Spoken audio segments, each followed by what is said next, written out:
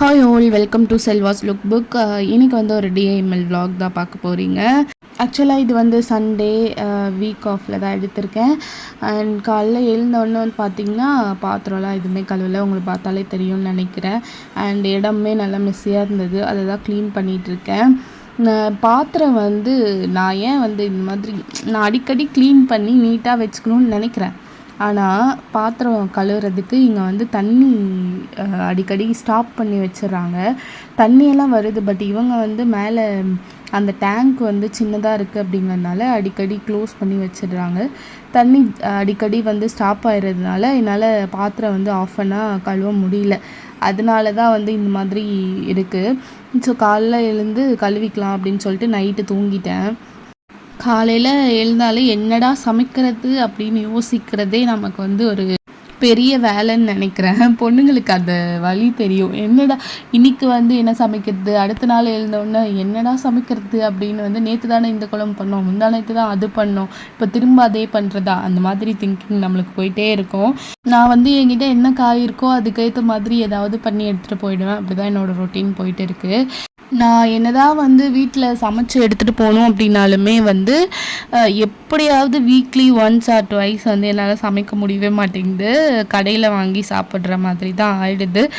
But அது நம்மளால் avoid பண்ணவே முடியாதுன்னு தான் நினைக்கிறேன். ஏன்னா நம்ம வந்து ஒரு வீக்லி 7 டேஸில் வந்து 4-5 டேஸ் சமைக்கிறோங்கிற பட்சத்தில் அந்த ஒன் ஆர் 2 டேஸ் ஸ்கிப் பண்ணுறது தப்பு இல்லை.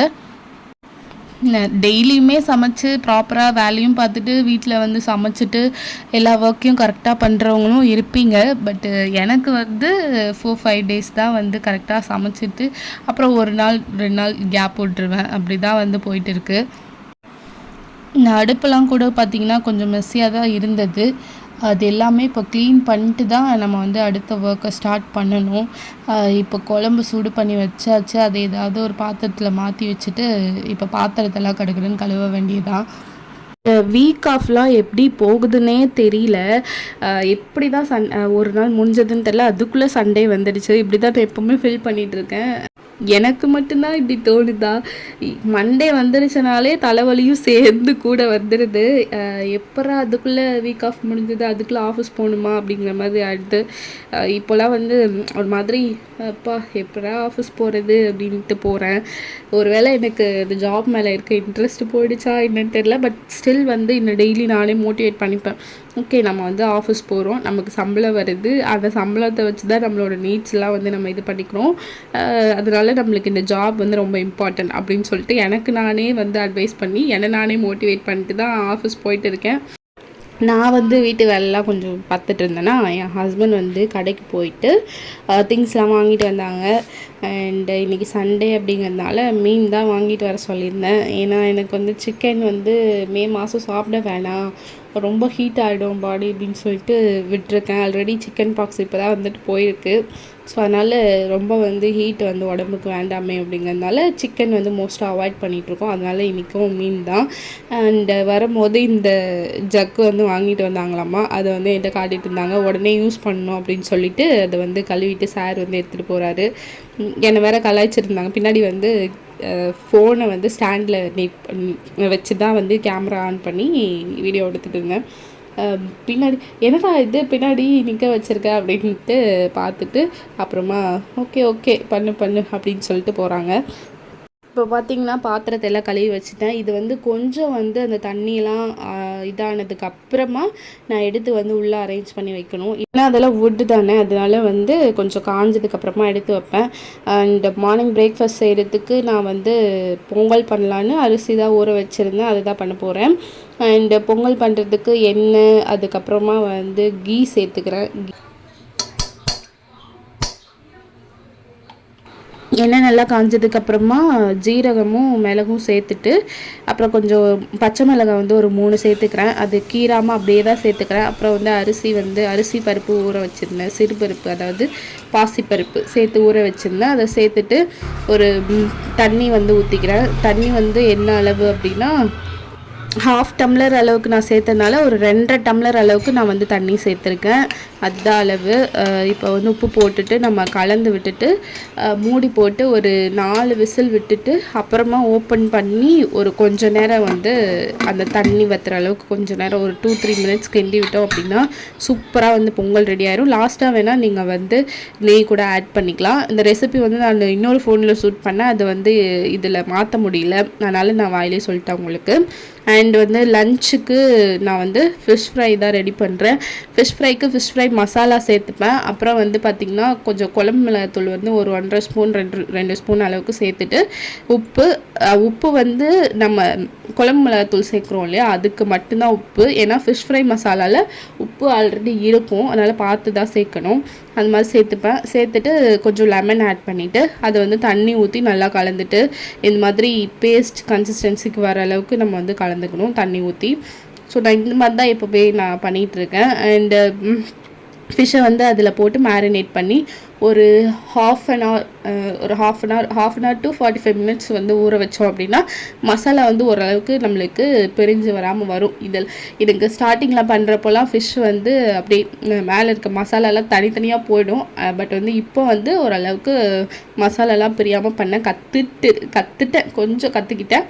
இந்த மசாலா பிரியாமல் வந்து பண்ண முடியுது என்னால். இப்போ அதாவது நிறைய மசாலா ஆட் பண்ணணும், கொஞ்சம் அளவாக செஞ்சோம் அப்படின்னா அந்த மசாலா பிரிஞ்சு போயிடும். கொஞ்சம் வந்து எக்ஸ்ட்ரா மசாலா ஆட் பண்ணி ஒரு 1/2 அன் ஹவர் 45 மினிட்ஸ் ஊற வச்சோம் அப்படின்னா நமக்கு பர்ஃபெக்டாக கிடைக்கும்.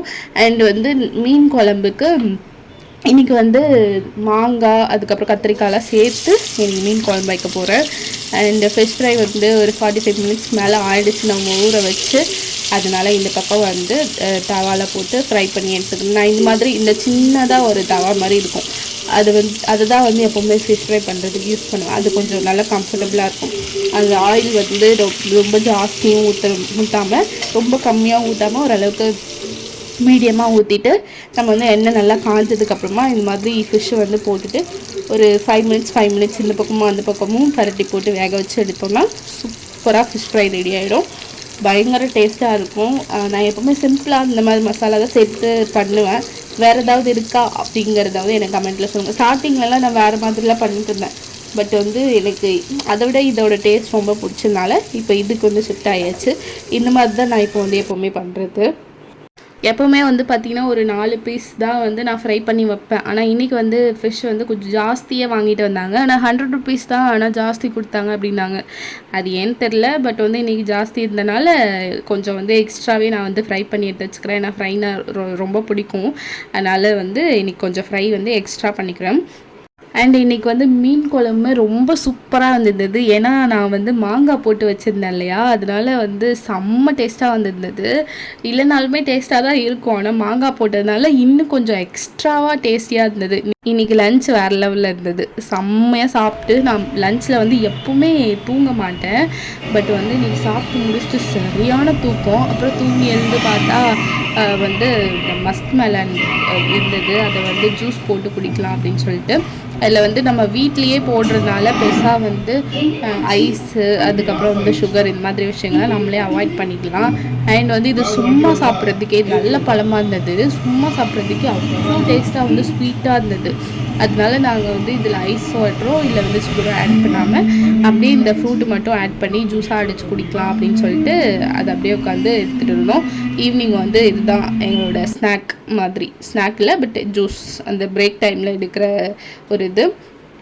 அண்ட் ஜூஸும் வந்து ரெடி ஆகிடுச்சு. குடிக்கும்போது நான் சொன்ன மாதிரி எக்ஸ்ட்ரீம் டேஸ்ட்டு ரொம்ப பிடிச்சிருந்தது எனக்கு.